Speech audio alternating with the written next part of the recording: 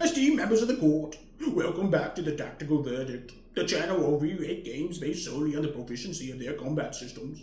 On trial today is Hades 2, but first, the rating scale. At the bottom, tactically weak. These games are like eating a plain bowl of oatmeal. They're boring, dull, and unstimulating. Next up, tactically meek. These games are like Icarus.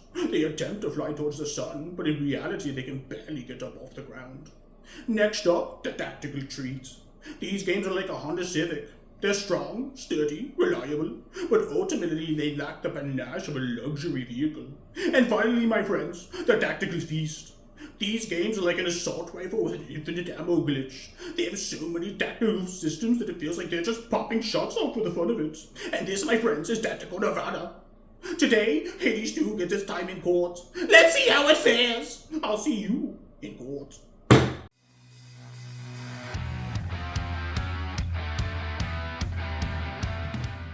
The roguelike/roguelite genre has been one of my favorite genres ever since I first played Slay the Spire all the way back in 2019, and since then, man, I have been hungry, and I've eaten up just about any and every roguelike that I could get my hands on.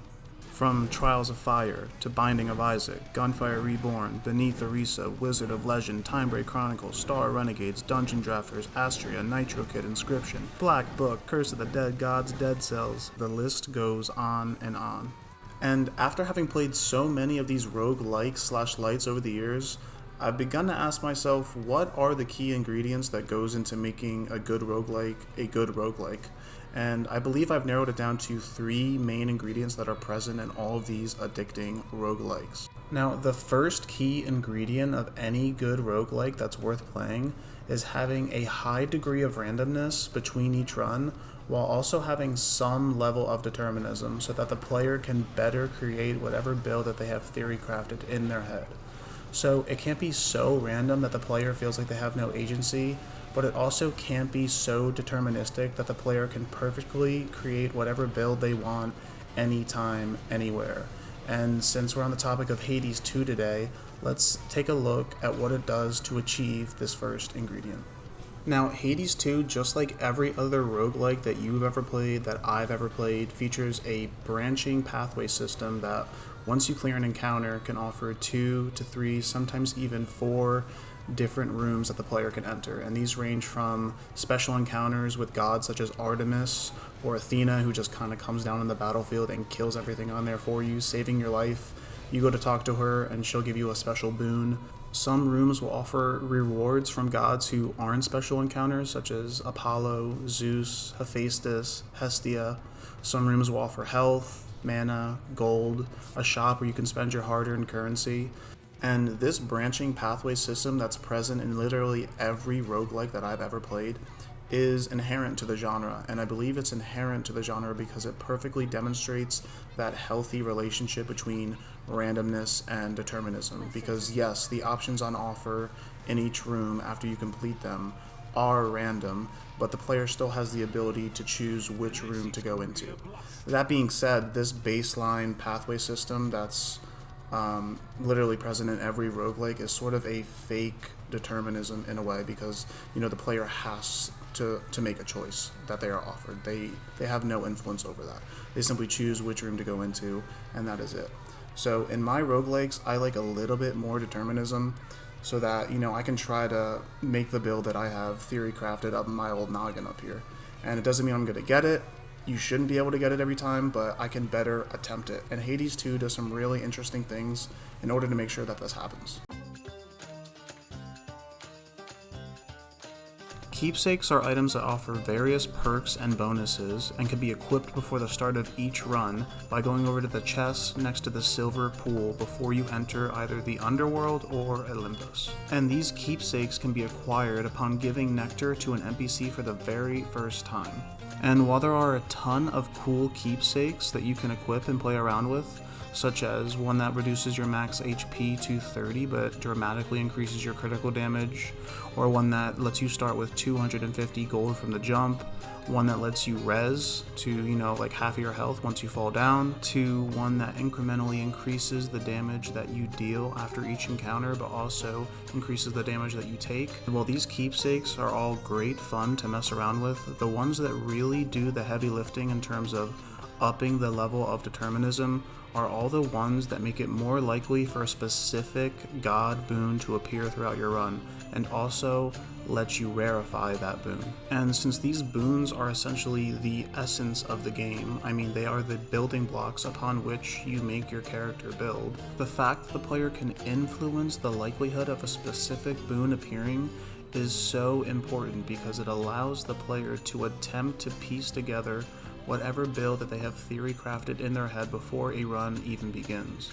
And what's really cool is that you can change each of these keepsakes out after each region, which means you can maybe get all the boons that you want, say for Zeus, and maybe you're just looking for one specific one.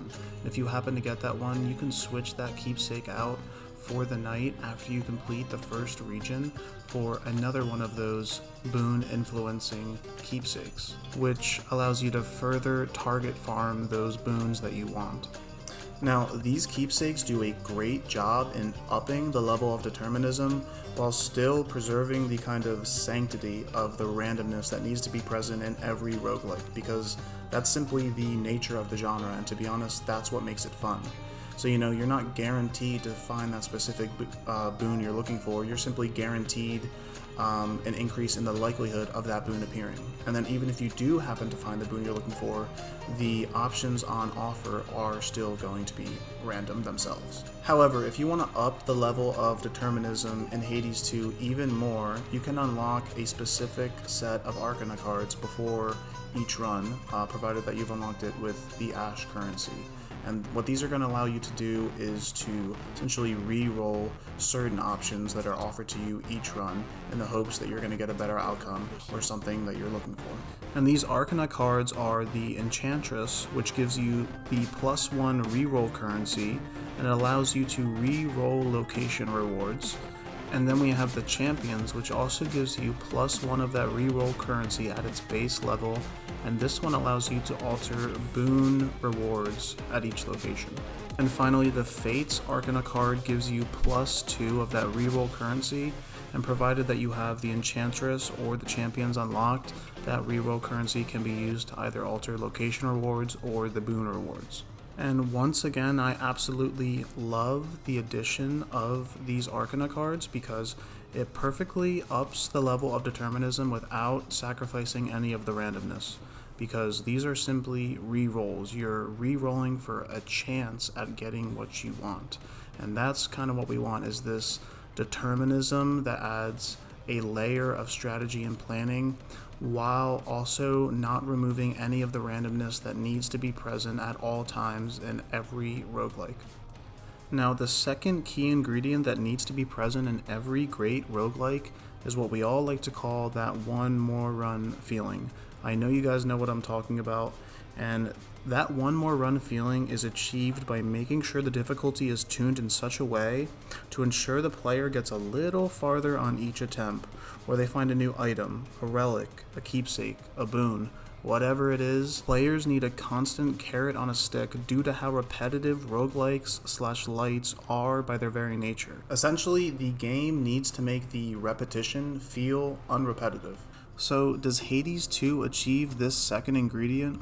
Well, to say yes would be an understatement, and to shout it would just be annoying.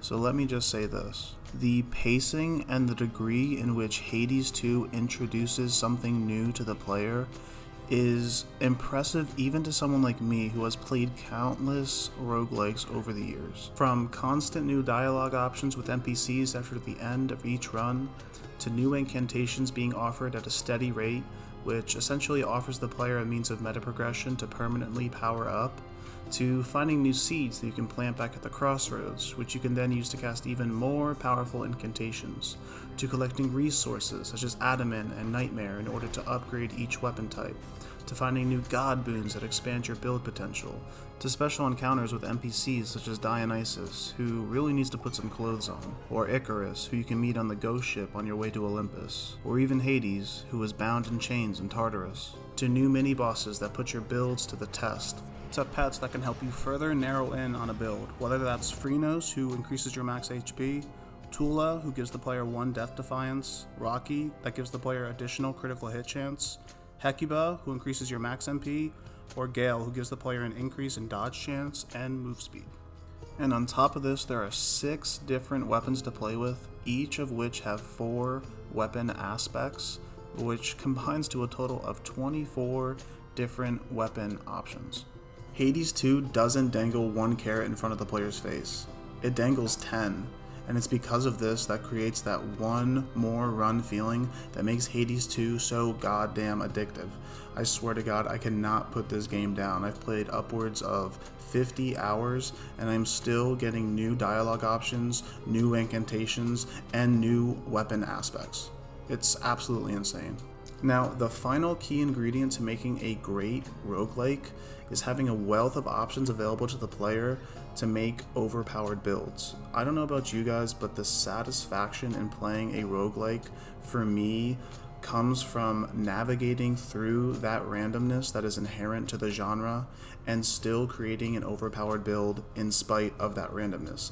It is immensely satisfying. Now, does Hades 2 fulfill this final criteria for a great roguelike? Well, before we answer that, let's talk about the combat, how it functions, and what it offers.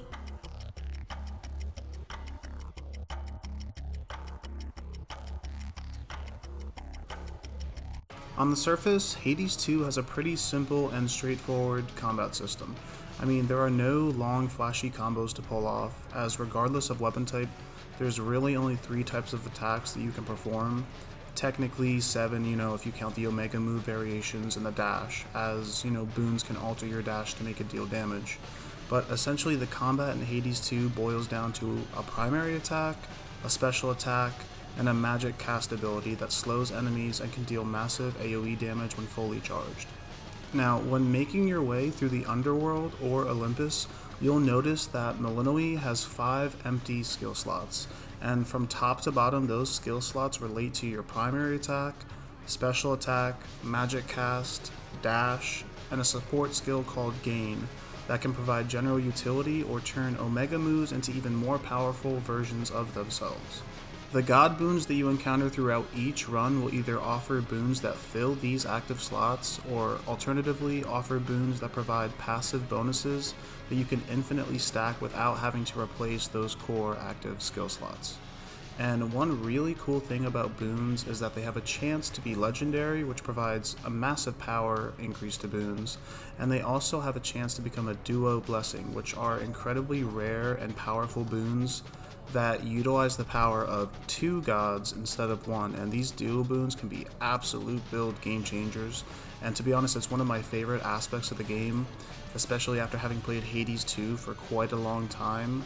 The chance for a duo boon appearance helps to keep runs feeling fresh and exciting even at the 50-hour plus mark. Now, typically when a game has combat as straightforward as Hades 2, I tend to bounce off of it quite fast, but Hades 2 is a roguelite, which means the variation and depth of combat comes from creating builds amidst the randomness of runs. And with 6 different weapon types, each of which have 4 different weapon aspects, and a ton of god boons to choose from, having only 3 types of attacks is actually a blessing, honestly, as it keeps the combat from becoming bloated and obtuse when there are all these other means of variation available to the player. From spin to win builds with the Great Axe, to linked pet builds with a witch staff that causes AoE carnage to anything unfortunate enough to get caught in between the energy beam that links you and your pet together, to stabby stab stab builds with backstab bonuses and high crit chance when using the sister blades, to Rocket Mania when using the fisticuffs weapon type, or actually that's one's called the black coat, but I just like to call it fisticuffs, to a build that has you looking like a goddamn planet with its own gravitational pull as flaming balls of destruction orbit around you, to a build with the Argent Skull that has you dashing back and forth between enemies like you're hopped up on Adderall. Hades 2 has a ton of tactical variety when it comes to the builds that you can create. Now, all of this build variety wouldn't mean a goddamn thing if the moment-to-moment gameplay during combat didn't feel good. But luckily, Hades 2 is as crispy as they come, man. Every attack has great feedback, from the hammers of Daedalus smashing enemies to bits, to the Kamehameha beam that the goddess of the moon, Selene, can bestow upon you. Everything just feels very kinetic and satisfying to pull off. In addition to this, the animation is clean as can be, and the enemy attacks are very well telegraphed to the point where no death feels cheap. Aside from maybe that one buffed up fight between Scylla, her sirens, and Charybdis, where you're dealing with like an overwhelming number of tentacles, siren screams, drum and guitar solos, AoEs, and a screen filled with Charybdis's projectiles. It was all just a bit too bullet helly for my tastes, but to put it plainly, Hades 2 just feels really good to play, just from a control, animation, and feedback standpoint. So when you add all those other mechanics that feed into the combat to create that tactical variety, with keepsakes, boons, pets, incantations, and a variety of weapon types to play around with, when you add all of this on top of a strong combat foundation, what do you get? Well, you get a goddamn fucking good roguelite, and if it wasn't for Claire Obscure being so stellar and unique, I would vote for Hades 2 as my game of the year. Thank you, jurors, for taking the time to hear me out, as I've done my best to defend Hades 2 tactical veracity, and now it's time to pass it over to Judge Verdict to get, well, his verdict on Hades 2.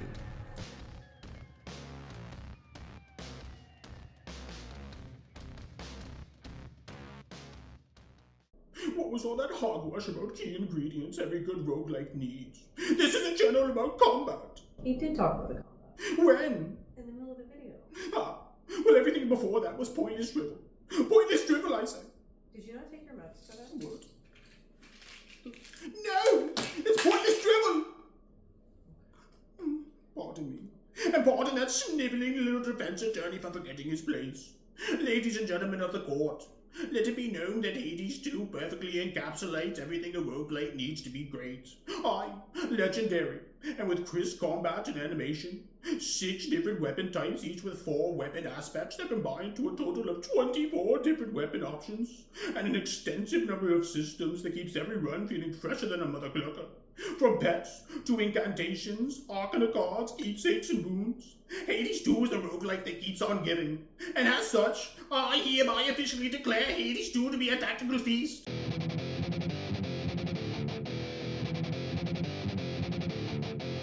And a masterpiece in roguelike design. I say, my friends, justice has been served. And with that, court is adjourned.